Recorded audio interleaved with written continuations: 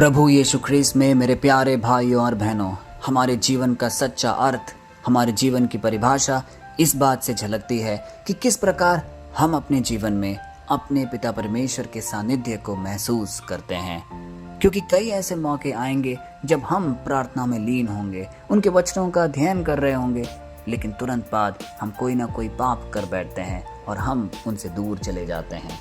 हमें उन सारे अवसरों से सतर्क रहना होगा, क्योंकि हम पिता परमेश्वर के सानिध्य से दूर होने का बिल्कुल भी सोच भी नहीं सकते।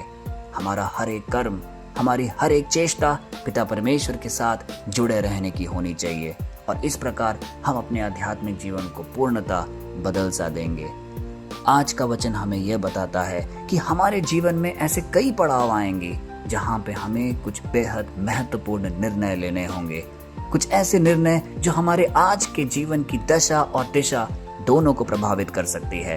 हम अपने आप को कुछ ऐसे राह में चलते हुए पाएंगे, या तो वो अंधकार में होगी या तो प्रकाश में। अब इन दोनों में फर्क क्या बैठता है? यदि हम किसी प्रकाश में राह पर आगे बढ़े तो कोई भी गड्ढे या गहरी खाई या कोई रुकावटें आएंगी तो हम सतर्क रहेंगे, क्योंकि हर जगह प्रकाश होगा। हम समझ जाएंगे कि हमें किस तरीके से उसमें गिरने से बचना है। लेकिन क्या होता है जब हमारा जीवन हमें एक अंधकार में पथ की ओर हमें ढकेलता है? वही गड्ढा, वही गहरी खाई, हम उसमें गिरा हुआ महसूस करते हैं, क्योंकि हर जगह घंघोर अंधेरा होता है। आज का वचन हमें यह आश्रय देता है कि जो व्यक्ति अपने पिता परमेश्वर पर पूर्ण विश्वास रखता है और उसके वचनों के हिसाब से अपने जीवन को चलाता है, उसका जीवन कभी भी अंधकार में नहीं होगा, वो कभी भी गहरी खाई में नहीं गिरेगा। वो हमेशा अपने चारों तरफ एक सुरक्षा कवच का महसूस करेगा, क्योंकि पिता परमेश्वर का सानिध्य उसके साथ है। आज का वचन, जो कि नीति वचन अध्याय 14 पद संख्या 27 से लिया गया है, वह हमारे सामने कुछ बेहद महत्वपूर्ण सवाल रखता है। वह हमसे पूछता है कि क्या हमने कभी सोचा है कि जीवन का सबसे बड़ा सुरक्षा कवच क्या है? क्या वह हमारी धन दौलत है, क्या हमारी ताकत है, या हमारे रिश्ते? यह सब पल भर में खत्म हो सकते हैं। सच्चे जीवन का स्रोत, सच्चे जीवन की सुरक्षा कवच यहोवा का भय है। हाँ मेरे भाई और बहनों, यहोवा का भय। आज हम इस विषय का एक गहरी रूप से अध्ययन करेंगे और हम जानेंगे कि पिता परमेश्वर हमें क्या समझाना चाहता है। तो आइए इस वचन को सुने। वचन ये कहता है, यहोवा का भय जीवन का फव्वारा है, यह मनुष्य को मृत्यु के फंदों से बचाता है। यह मनुष्य को मृत्यु के फंदों से बचाता है। प्यारे भाई और बहनों, इस वचन का जब हम अध्ययन कर रहे हैं तो यहाँ पे दो मूल्यवान वस्तु है जो यहोवा का भय हमें प्रदान करता है। पहला है जीवन का फव्वारा और दूसरा है मृत्यु के फंदों से बचाना। यह सारी चीज संभव है यदि हम अपने यहोवा में भय बरकरार रखेंगे। तो सबसे पहला सवाल ये उठता है कि क्या है यहोवा का भय? क्योंकि हम में से कई लोग यहोवा के भय को एक गलत अर्थ में ले जाते हैं, क्योंकि हम सोचते हैं कि भय का अर्थ है डरना, लेकिन भय का अर्थ डरना नहीं है। भय का असली अर्थ है आदर, श्रद्धा और परमेश्वर के प्रति गहरी भक्ति। यदि हम अपना जीवन पिता परमेश्वर की ओर समर्पित रखेंगे, यदि हम उनके वचनों का अध्ययन करेंगे, तो निश्चय ही हमारे जीवन में पिता परमेश्वर के प्रति एक भय उत्पन्न होगा। और यह भय हमें डराती नहीं है, लेकिन हमें आदर और एक भक्तिपूर्ण रूप से पिता परमेश्वर के सन्निधि में उपस्थित रखती है। हम एक छोटा सा उदाहरण लेते हैं। जैसे कि एक बच्चा अपने पिता से डरता नहीं है, लेकिन वह उसे सम्मान करता है। हो सकता है हमारे माता पिता हमें कुछ सख्त शब्दों में हमें दिशा निर्देश दें, लेकिन हम उनसे डर कर नहीं, बल्कि उनकी सम्मान में वो हर चीज करते हैं जो वो हमें सिखाते हैं। कुछ ऐसा ही है यहोवा का भय। अब जब हमने प्रभु के भय का अध्ययन कर लिया है, तो अब जानने की कोशिश करते हैं कि ऐसा कौन सा मूल्यवान चीज है जो ये हमें प्रदान करता है। जैसा कि लिखा है, यहोवा का भय जीवन का फव्वारा है। एक फव्वारा किस बात का प्रतीक है? हम सब ने कभी ना कभी अपने जीवन के क्षणों में एक फव्वारे के बगल में बैठा होगा।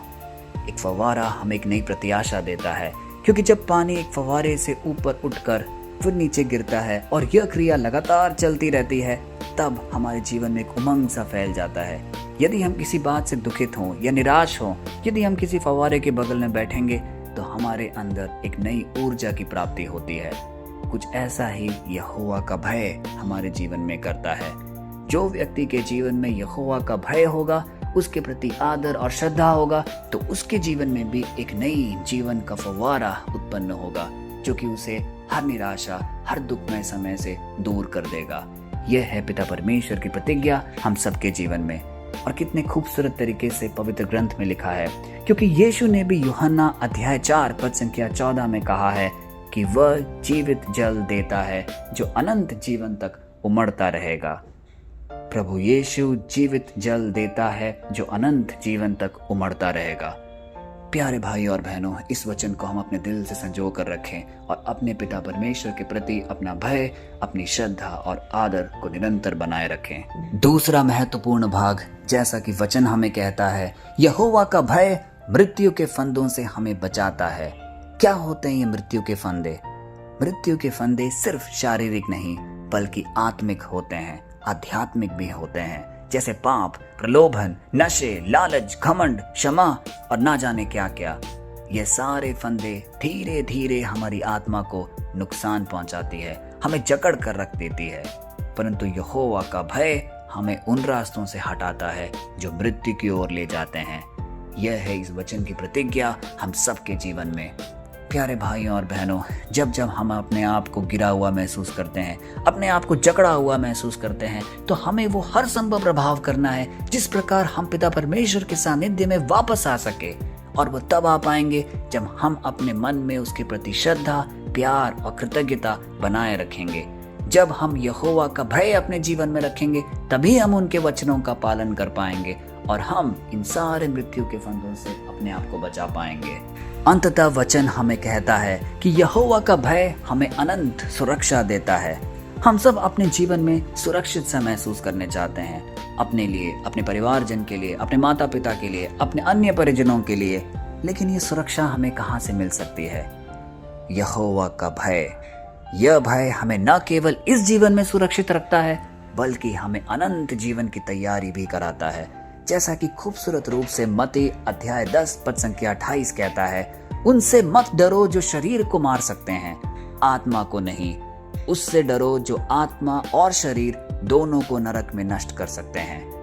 प्यारे भाइयों और बहनों, इसलिए हमेशा हमें इस बात का प्रयास करना है और सतर्क रहना है कि हमारी आत्मा कभी भी नष्ट ना हो, हमारी आत्मा कभी भी दूषित ना हो। क्योंकि यदि हम अपने आत्मा को बचाए रखेंगे, उसे अपने जीवन में एक स्वच्छता रूप से रखेंगे, तो हम हमेशा अपने आप को पिता परमेश्वर के निकट पाएंगे। और इन सब का तरीका यह है कि हमें अपना भय अपने यहोवा पे बनाए रखना है, हमें अपनी श्रद्धा और अपनी कृतज्ञता पिता परमेश्वर पर बनाए रखना है, और इस प्रकार हम उनकी नजरों में प्रिय कहलाएंगे। प्यारे भाइयों और बहनों, इस छोटे से प्रार्थना में बढ़ने से पूर्व हम उन सारे निवेदनों को याद करें जो कि हमसे लोगों ने प्रार्थना में रखने को कहा है। हो सकता है वो हमारे परिवारजन के हो, हमारे अपने हो, हमारे आध्यात्मिक जीवन के लिए हो। वो सारे मनोरथ को पिता परमेश्वर के असीम चरणों में रखकर उनसे दखल की प्रार्थना करते हैं, ताकि वो सारे निवेदन एक नियमित समय से पूरी हो सके। आइए प्रार्थना करें।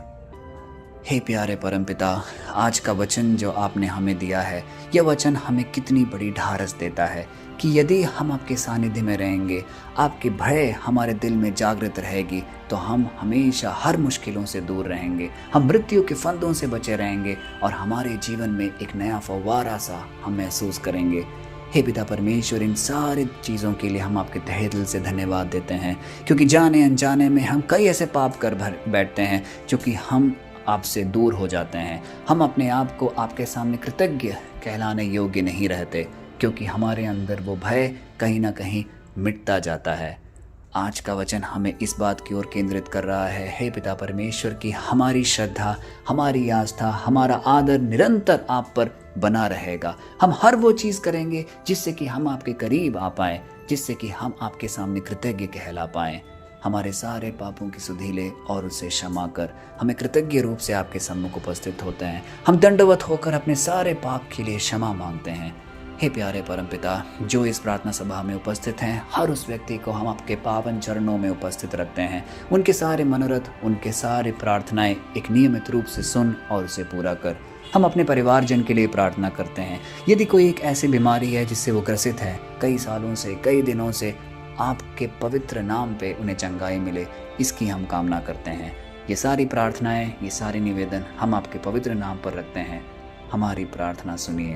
प्यारे भाई और बहनों, कहीं ना कहीं हम इस रोजमर्रा की दौड़ में थक चुके हैं। हम अपने आप को हारा सा महसूस करते हैं, लेकिन वचन हमें कहता है कि इन सूखे फव्वारों के पीछे मत दौड़ो। जैसे धन, पद, शोहरत, रिश्ते, ये सब एक समय बाद खत्म हो जाएंगे, ये सब एक दिन सूख जाते हैं। लेकिन जो यहोवा का भय मानते हैं, उनके पास एक ऐसा झरना है जो कभी सूखता नहीं, कभी मुरझाता नहीं।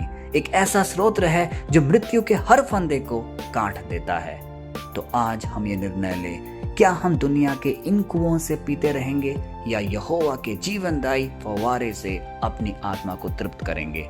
यह सवाल हमें आज अपने अंतरतम से पूछना है। तो आइए इस वचन को ज्यादा से ज्यादा लोगों तक हम पहुंचाए, क्योंकि हर वह व्यक्ति जो इस वचन को सुनता और अपने जीवन में अपनाता है, उसका जीवन भी रूपांतरित होगा।